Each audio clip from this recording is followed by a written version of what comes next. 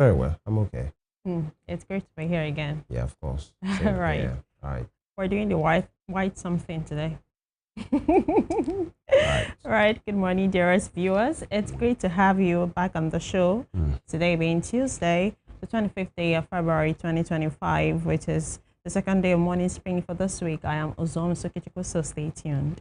Right. And stay tuned. Be here, and possibly if you're even leaving your home, do everything possible. Follow us online. On our YouTube channel at Western Spring TV for you not to miss any part of this program. Yesterday, towards the evening, there was a news chart in which the former governor of Kaduna State, spoke. Right. And he said a news chart that many persons were looking forward to because of what has been happening of recent. Yeah. And those statements have been attributed to Malam Arufai himself. And, said so many things about party politics, especially in the APC as well. And, alignment and realignment towards 2027 and all of those things. And he said, first of all, he has a right as a private citizen to visit any of his friends in any of the parties, and it doesn't have to be about politics. But talking about politics, and when he said he is of the APC right now, he doesn't intend to leave. But then, if things doesn't change, he learns there will be the next meeting that he has accused the APC of not having for 2 years. Yeah. He learns possibly be coming up today. On the next meetings, but he won't be there because he has his plans already. He wasn't invited on time. Yeah, and that if thing doesn't change, he might have to find his way somewhere else. Yeah, certainly not the PDP. Not the PDP, and that the PDP was never an option. It was asked that you said if you are going to leave the APC, that means we are going to retire from politics. He said that was at the time. Yeah. But right now, he's not ready to retire from politics, and he's going to do politics for life. But then he might leave the APC if things doesn't change. And about his state, said, okay, the governor there used to be his friends. They used to be friends, but they are no longer friends. Right. Some individual, again, they are no longer friends. No Huribadu, the NSA used to be his friend, but right now they are no more friends. That will not, turn up for you when you need them, when they need you, then that means they don't have to be friends. And he listed them, like 3 of them, including Ubasani, the governor of Kaduna State, no Huribadu himself. And he said, prompt and plain, that he knew whatever issues is being leveled against him has originated from Nuhuri Badu. And that he's only using the Kaduna State governor, and other persons to just enchant him because he feels Nuhuri Badu wants to be president in 2027. 2031. 2031, not 27. Yeah. And so he's doing everything to eliminate every possible opposition. And in fact, it was a lot, literally. It was a lot last night. He's a man that, if he wants to talk, he doesn't hold back. Listening to him talk, and he's not diplomatic. He's a very direct. He's a very diplomatic well, when he was asked if he was going to support Tinubu for 2027, he said outrightly that he wasn't sure because he might not be in the APC 2027. And I'm like, wow. And that's not him being diplomatic. That's a direct answer. He was like, and he was asked also, the dynamics has changed. Does it mean you didn't support him 2023? He said that whoever came up, he said he supported because it was his party, that whoever came up was not his problem. But what he was fighting against was someone from the northern region replacing Buhari. And he heard about it. His friend called him and he came down and they worked around it and said, presidency must shift to the south. And whoever the south gave to them, it didn't matter. What they knew was that they looked at the credentials of and who saw that win. Tinubu could give them the win. So they queued together and made it work. But right now, that he's not sure. And I'm like, okay. Because the dynamic for him has changed. Yes, he said until APC changes, then he's not, change their ways, amend it, and go back to what he used to. Word that was very, very catchy, so to say. When he was asked if he's going to leave the APC, he said instead the APC have left him. Yeah. It's the APCs that have left him. Yeah, he said the APC left. A lot. God. It's an interesting game. You know, I usually say it here. It's always interesting. Politics is always interesting, especially when you are watching from afar. Yeah. But when you are in, it can be interesting. It can be rough. It can be all of those things and all of, you know. And he said he's a private citizen now. So he can choose to do whatever he wants. He's not, you know, held down by being in power and all of those things. But then, it's about the soul of this nation and how the political juggernauts, you know, are aligning and realigning as well. He was found in the camp of Atiku Abubakar, and he said, okay, it can be anything, but certainly not the PDP. You know, but then, never say never. He said the PDP is worse off right now. All right, we will look into that and more in the course of the program because it's about this nation. And we must get it right as a people. That you know, the politicians are doing what they have to do, the technocrats, the civil servants, the artisans, the whoever is occupying whatever place at whenever, we must just do right by this nation. You know, trust us to be on this matter and more. But for now, the papers are in. We'll be back. Stay with us.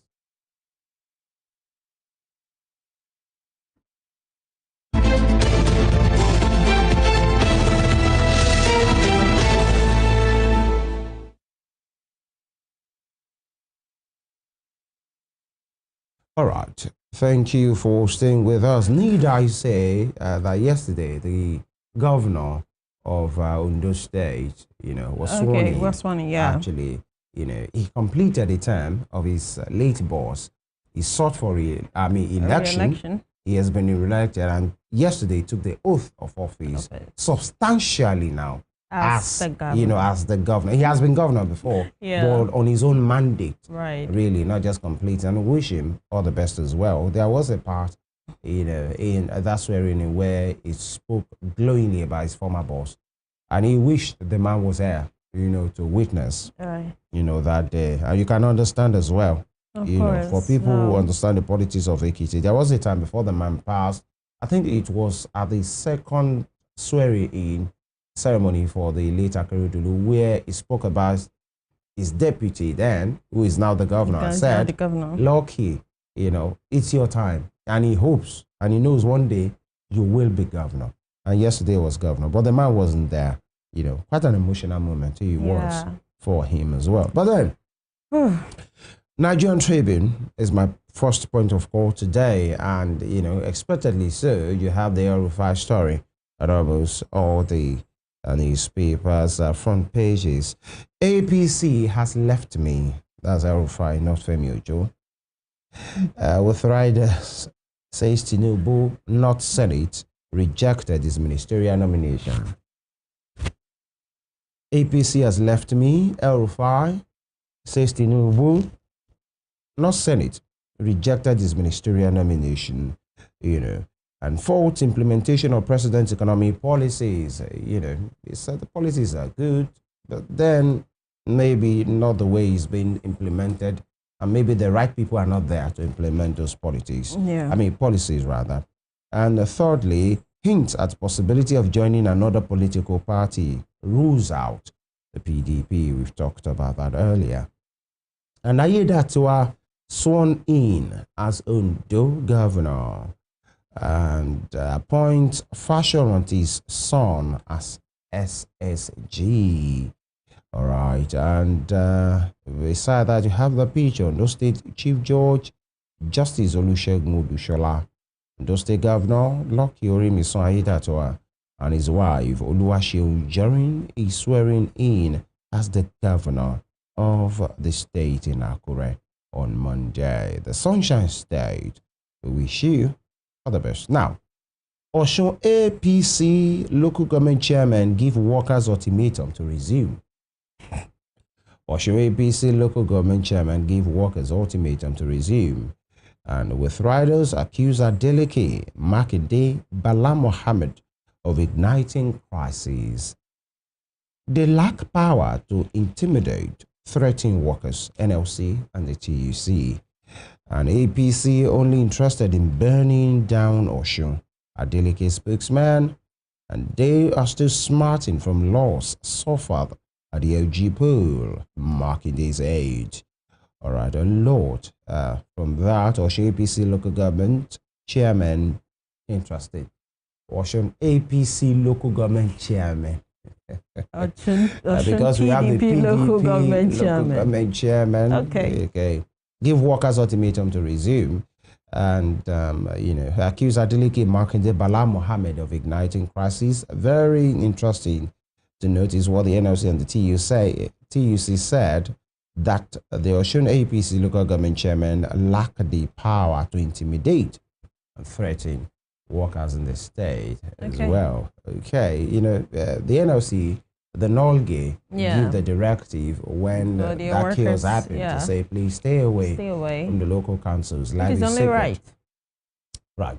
And now that some persons are occupying in the name of being the chairpersons, reinstated chairpersons, and in those local councils, they are calling on the workers to come back, because the chairman can virtually do nothing. Of course. You can't do nothing without the workers.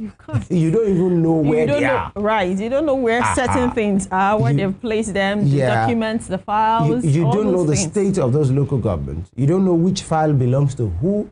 You don't know the developmental work that they have on the table. You can practically do nothing. In fact, can the chairman pick broom and begin to sweep his office himself? If he sweeps his office today, will he do that tomorrow? Will he bring possibly his maids and stewards from his houses and bring them to the local government chairman? I mean, to the local government secretariat. They can practically do nothing. No security men will be there.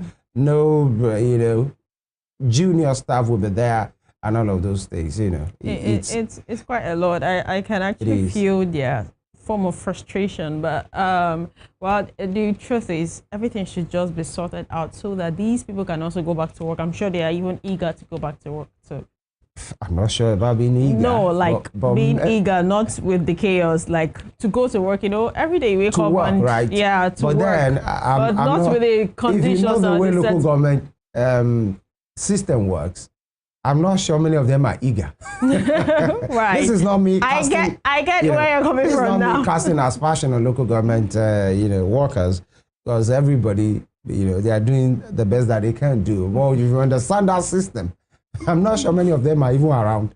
Okay. Right. It's what it is. But then they will sort it. And that's why we have the courts to always do good by the people. Away from that, why Nigerian Tribune was among the first to be granted interview upon my assumption of office by Babangida. All right. And please begin probe as a resident claimed 22 killed in Edo clashes, human lives, 22 of them. And Adebanjo for burial, May 3. Adebanjo, the other state man, for burial, May 3. And, Governor Jide Sanwo-Olu of Lagos State has said the Southwest government and governors will be responsible for the burial. And you will say this is duly so, because the last, possibly one of the last of his set, talking about the party banjo, one of the last of his set, is who he is and who he was. So that generation, fizzling out. Before, just after that, it was Edwin Clark as well, and, in the 90s, that's almost a century of being alive. Right. And, the end of every man and woman, death. So, fondly be remembered by their legacy and what they have done while they are here. For somebody to have lived for 95, 97 years, man, just 3 or 5 years away from being a centurion, if I may use that word, that's a lot of life. I mean, of living, a lot of opportunity given to that individual. Now, we have to make ours count as well. Because some years from now, we are going to be talked about in the same manner as well. But, posterity, so that I don't sound like a pastor this morning. Just go ahead, PDP court orders INEC to stay action on Ayahu sack. Party Ude Okoye applied to join suit. We wish the PDP all the All best, the and best. all the parties in Nigeria. Now, tax reform bills, future of Nigeria, Senate President. Tax reform bills, future of Nigeria, Senate President says not up to 30% of Nigerians pay tax. Now, RMFAC urges Senate to adopt governor's position on new VAT formula. Says not up to 30% of Nigerians pay tax. All right, maybe that might not be too far away from the truth, but then Nigerians we give him a piece of their mind for what they have spoken about. But then, irrespective of the government that is there, irrespective of the administration and the party, tax is sacrosanct. It is sacrosanct. From the days of yore, it has always been sacrosanct. We agree with this notion of elderly ones running from the tax masters and all of those ones, but then we still have it here right now, and we should do good by the nation. But the people we ask as well and say, what is the value for whatever we put in? I was going to say that, because I wouldn't be paying tax and yes, you need to buy a vehicle only. Paying tax and you're not seeing what it's being used for. I mean, the basic amenities that we're supposed to have, we're not even seeing it. So basic. I like the word basic. So what? Because many persons are a form of small government in their own locality. Yeah. Some local governments or some persons are the ones who will contribute money to grade their roads, to do their own, fix the light. Even when it gets bad, they will still have to come together to fix whatever. And you run water into your own home by yourself. And still bring up for some persons to make arrangement for security, either it's vigilante or the hunters or whatever, or Amotek or whatever you want to do.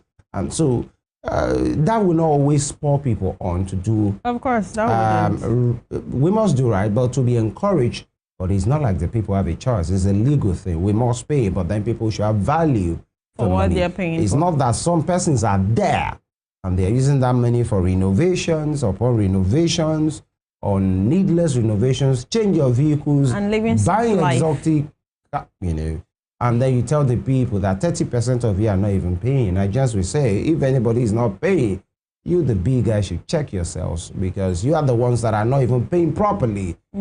Some civil servants, you can't tell civil servants right now that they are not paying. The thing is removed from the source. They don't even have a choice. They pay up front. Yeah. So you can't look at a civil servant any 30,000 naira.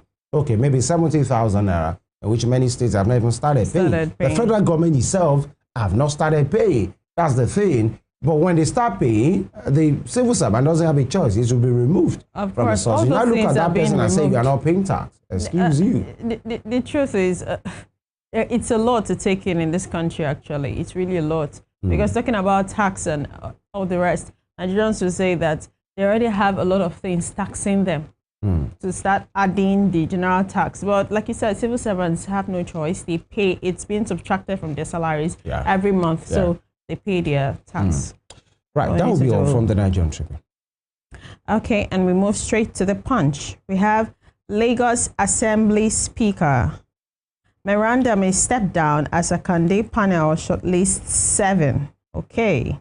We have the writer there. We have panel recommends Obasa's resignation. Akande Osoba to brief Tinubu on reports. And we have pictures there of the swearing-in ceremony of Governor Ayedatiwa. Fasoranti's son, others get cabinet appointments. Osun crisis. Local government workers shun APC chairman's ultimatum to resume. Okay. This was also in the other newspaper, that was the Nigerian Tribune. So we have the next story there as $4.5 billion fraud. Emefiele alleges bias, demands judges withdrawal. Okay. Ex-Nigerian NSA linked to $1 million U.S. horse farm. Reports. Ex-Nigerian NSA linked to $1 million U.S. horse farm.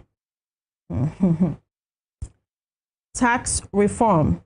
Senate asks federal government, states to firm up agreements. tax reform. Senate asks federal government, states to firm up agreement. 2027, APC berates El-Rufai for attack on Tinubu Ribadu. Okay. You know, towards the end of the program, the host was like, they are free to respond. He was like, of course, they have the right to reply. They have the right to that's reply. And yeah, that's a normal thing. So I'm sure this is just the beginning of the reply. We're about to get a whole lot of reply from the APC, because the talk basically was about the APC. Yeah.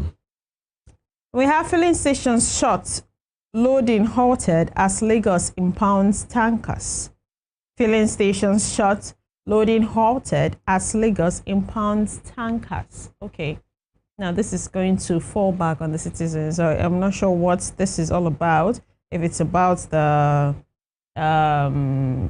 vehicles, the trucks loading this petrol that was talked about last time, that they were going to stop them. I think the 60,000 liter capacity. Yeah. Trucks. So I don't know if it's about that, but if you're saying filling stations are shut now, it's going to make life more difficult for people right now. Right. Getting to work, getting to get fuel, school runs, running the house, generator, and other things. It's going to be a lot. Now we have the last story on the Punch this morning. We have IBB's book, Don't Tarnish Braithwaite's Name. Family warns Obasanjo. Okay. This book has been